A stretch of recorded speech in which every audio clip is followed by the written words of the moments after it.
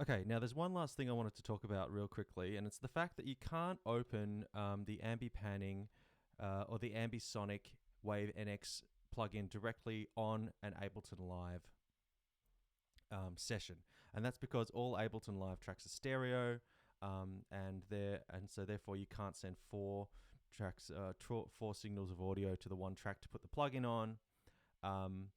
There are some Ableton's made some spatialization plugins and things like that I really want to talk about at another time. But for now, we just can't simply do exactly what we did in Max on here. But I wanted to talk about connecting Ableton and using it for what it's really good at, which is to be a sequencer with your Max patches, so that you can start to think of it as one ecosystem. Now, so here's the scenario.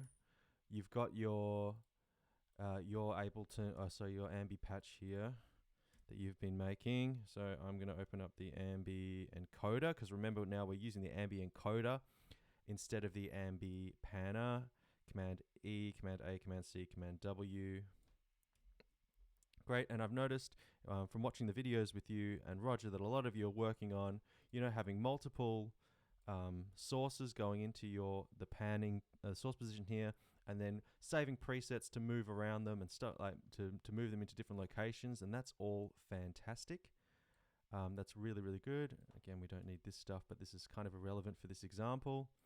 But yeah, so you've got presets and systems and algorithms for moving these sounds around here. And I just wanted to show you how to connect all this into the live world as well.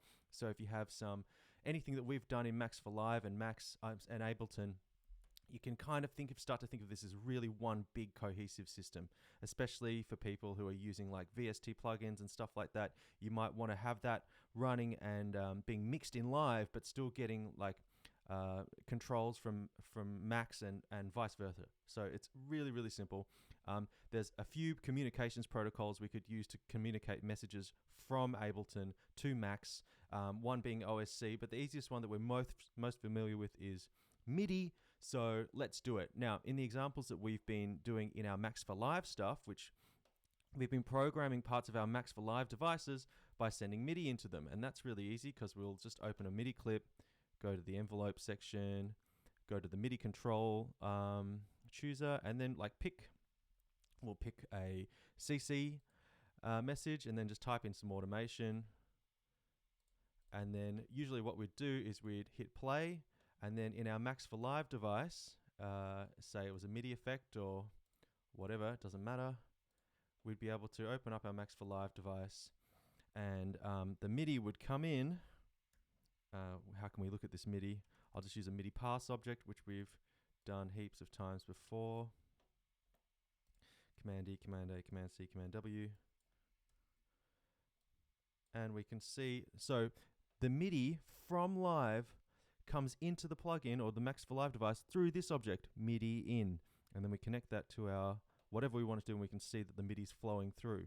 So that also is exactly the same in our just in a normal Max patch, not a Max for Live device. So take that same concept, delete this device, still playing MIDI in Live.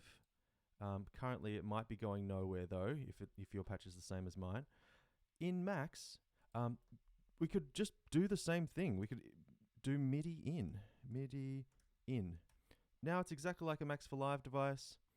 And if we grab something just to monitor it, like our MIDI pass object, which we've used before, shouldn't have deleted all that stuff. So here we go.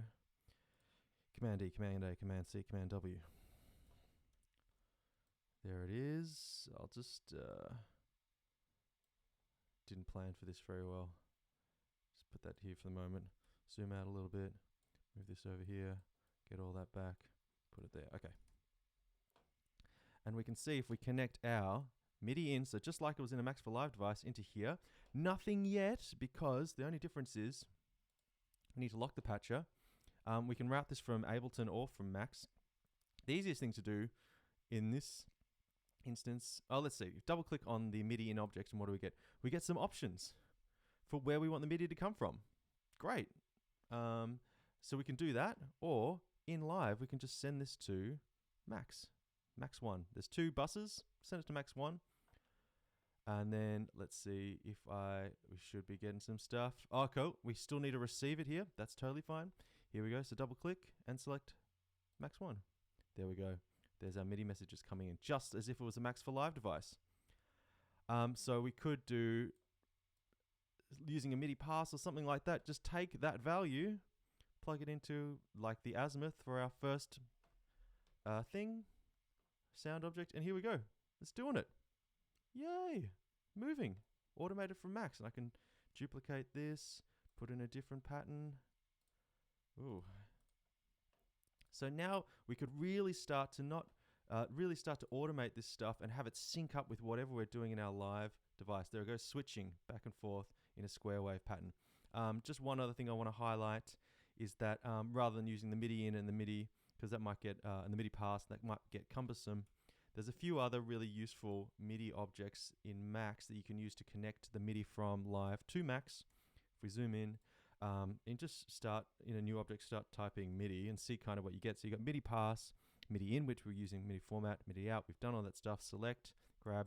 For instance here, if I know that I'm going to try and get the message from a continuous control, or a control change message, there's this object here called Control in, which just the output received message from a control value. The object outputs it.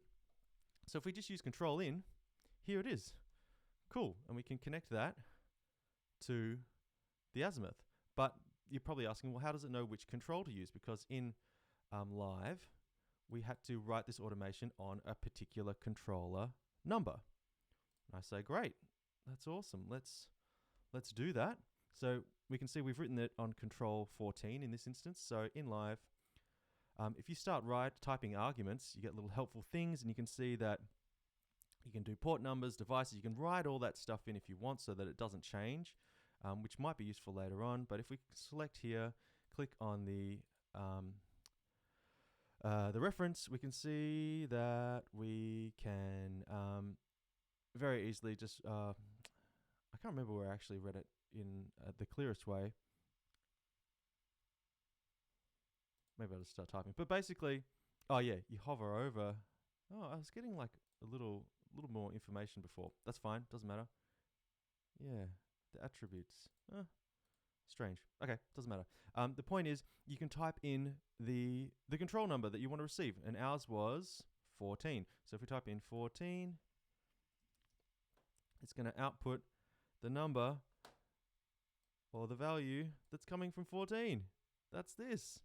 Going from 127 to 0, 127 to 0.